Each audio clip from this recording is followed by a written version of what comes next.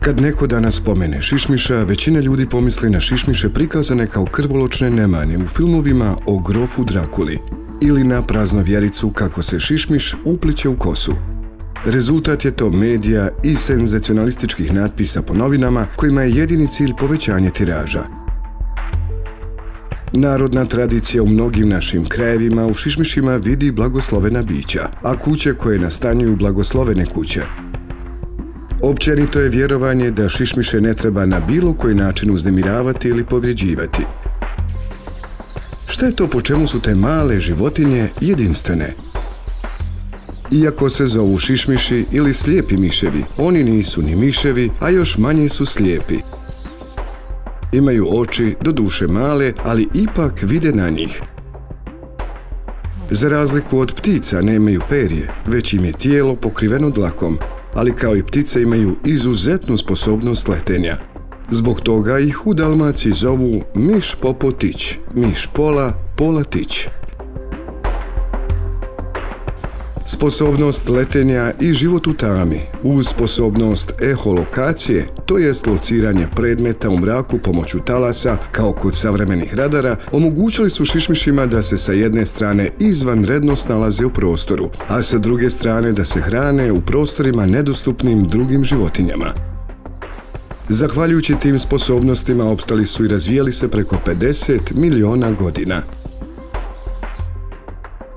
Najstariji fosil šišmiša pokazuje da su i u to vrijeme imali iste sposobnosti kao i danas.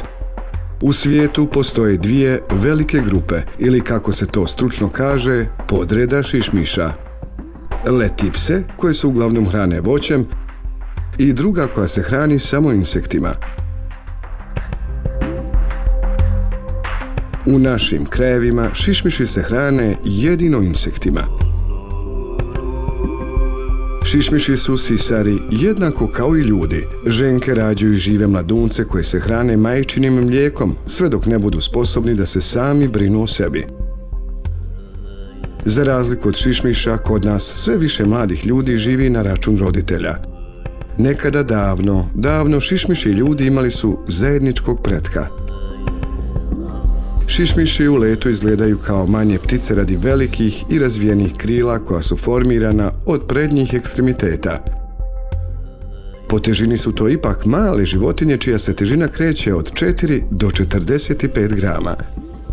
Da bi to slikovitije predstavili, mnogi šišmiši su težine kao kesica šećera za kafu. Eholokacija je ono što posebno karakteriše šišmiše. Ona im omogućava let noću. Nevjerovatno manevrisanje, izbjegavanje svih pa i najmanjih prepreka, a u lovu hvatanje najsitnijih insekata. Zbog toga je čulo sluha izuzetno razvijeno. Šišmiši emitiraju zvučne talase visoke frekvencije, koji nastaju u njihovim ustima, tačnije grkljanu, a koji se od različitih čvrstih predmeta odbijaju i koje oni onda ponovo primaju preko ušiju i kože. Tako primljeni talasi se u dijelu sekunde analiziraju u mozgu, tako da šišmiš reaguje trenutno na svaku promjenu. Otuda i sposobnost da šišmiš može loviti insekte u letu u potpunom mraku. Šišmiši se hrane isključivo insektima, i to gotovo isključivo onim štetnim. Zbog toga šišmiši imaju veliki značaj za regulaciju velikog broja letećih insekata. Još sredinom 19. stoljeća uočena je vrijednost šišmiša. Baš zbog toga i od tog vremena počinje na zapadu da živi ideja zaštite šišmiša. Budući da jedan šišmiš može da pojede i do 3000 insekata za jednu noć ili oko 600 komaraca za 1 sat. Srpski istraživač šišmiša Đorđe Mirić izračunao je još sredinom prošlog stoljeća na osnovu količine izmeta koje je sakupio ispod jedne kolonije šišmiša u Baćinoj pećini kod Valjeva da je ona rezultat pojedenih preko 300 miliona insekata. Ljudi koji žive u gradovima nisu ni svjesni šta za njih rade šišmiši dok oni mirno spavaju. Osim za ljude, šišmiši su od vrlo velike koristi za šume i poljoprivredu, jer se hrane insektima koji su opasne štetočine za šume i poljoprivredne kulture, a mnogi od tih insekata su i prenosioci zaraznih bolesti na ljude i domaće životinje. Njemački istraživač šišmiša Leisler u jednom pismu navodi kako se šišmiši uglavnom hrane noćnim leptirima, čije larve izazivaju najveća pustošenja u tamošnjim šumama. Jednom prilikom, navodi on dalje, posječeno je na hiljade starih hrastova u kojima su zimovali šišmiši. Kao posljedica već sljedeće godine namnožile su se gusjenice litijaša koje su pojele sve lišće u čitavim šumama i hrastovi su stajali goli kao metla. Šišmiši žive na različitim mjestima, od stajaćih i tekućih voda, šumskih kompleksa, žbunja i livada do sela i gradova. U gradovima i selima su često, da mi to ne znamo, naše najbliže komšije, jer se koriste tavanima starih kuća i crkava, pukotinama u zidovima, otvorima za ventilaciju, štalama. U šumama koriste duplje u starim stablima, pukotinama drveća ili se jednostavno zavuku ispod kore. Neke vrste žive isključivo u pećinama. Zbog toga je osim fizičke zaštite samih šišmiša jako važna zaštita i njihovih dnevnih skloništa, mjesta gdje love i mjesta gdje se sklanjaju zimi, odnosno gdje provode zimski san. Zimski san ili hibernacija je još jedna od specifičnosti šišmiša. Sa prvim jesenjim hladnoćama, kada se i brojnost insekata smanjuje, neki šišmiši migriraju u toplije krajeve, naši obično u primorje, a neki se premještaju u zimska skloništa, tavani i pećine, u kojima se zbijaju u kolonije i prelaze u zimski san. Tada im se usporavaju sve životne funkcije. Tako se broj otkucaja srca smanjuje na svega 10 u minuti, a temperatura tijela se spusti na nekoliko stepeni iznad nule. U takvom stanju šišmiše ne treba nikako uznemiravati. Još i više šišmiše ne treba uznemiravati u vrijeme porodiljstva, obično početkom ljeta. Tada može doći do opadanja mladunaca od majki prije nego nauče letjeti. Naravno da i zbog života u kolonijama od po nekoliko stotina ili hiljada jedinki dolazi do najveće smrtnosti šišmiša baš kod mladih primjeraka.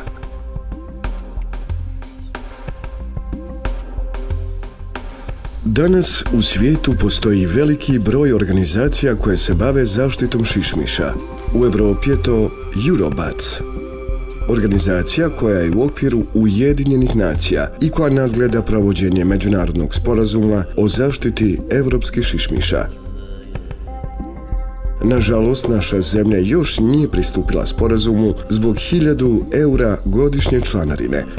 Tu su i brojne druge, uglavnom fondacije i nevladine organizacije na nivou pojedinih država, a nedavno je osnovan i BatLife Europe, čiji je jedan od osnivača i Centar za krš i speleologiju.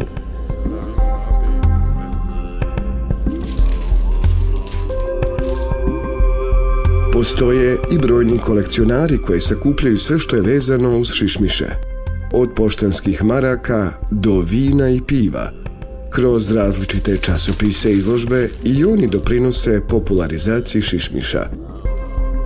Kod nas su aktivnosti istraživanja i zaštite šišmiša tek u povojima, iako imamo 30 vrsta šišmiša i neke od najvećih kolonija šišmiša na Balkanu.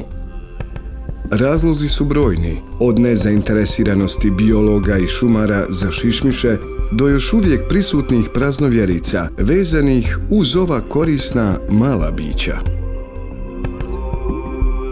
Zbog toga je i Centar za krš i speleologiju u okviru projekta monitoringa šišmiša u donjem toku Neretve, koji je podržao CEPF Critical Ecosystem Partnership Fund, organizirao prvu Evropsku noć šišmiša u Bosni i Hercegovini. Ona ima za cilj podizanje znanja i svijesti o važnosti šišmiša i njihovoj koristi za ljude i prirodu, posebno šume. Večeras će u mnogim gradovima Europe na hiljade stanovnika upoznati šišmiše kao svoje prve komšije, njihovu vrijednost i potrebu njihove zaštite. Neki će prvi put vlastitim ušima, zahvaljujući detektorima, čuti jezik šišmiša.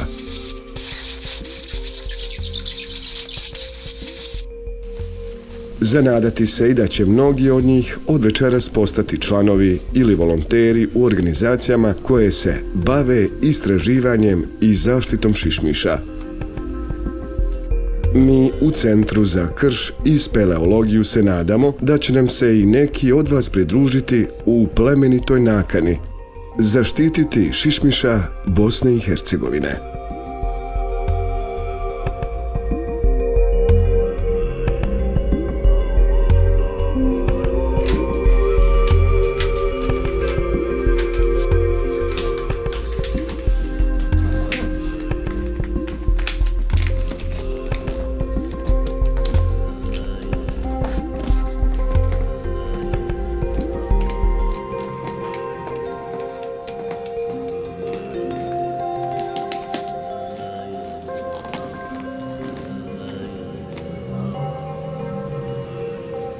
Šišmiš.